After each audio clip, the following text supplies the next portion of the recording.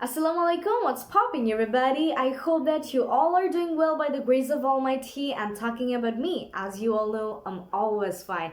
So yeah, today I'm going to share a very interesting thing with you, and that is we can say a single English sentence in different ways, just like we can solve a math in different ways.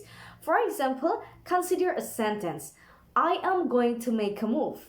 I am going to make a move. So basically, this is a British way to say goodbye to somebody. For example, whenever you are saying that I am going to make a move, that means you are actually going from that place and you are actually meaning goodbye or tata for now.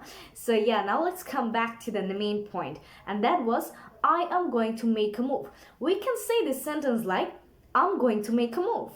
I'm going to make a move. So here, is the formal contraction of I am. I am.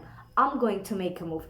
Again, we can also say it like I am gonna make a move. I am gonna make a move. Here, gonna is the informal contraction of going to. I'm gonna make a move. I'm gonna make a move. How simple is that? Again, more interestingly, we can also say it like I'm gonna make a move. I'm gonna make a move. So here, ama is the informal contraction of total I am going to is equal to ama. I am going to is equal to ama. So just notice a single sentence. I am going to make a move. We can say it like I'm going to make a move.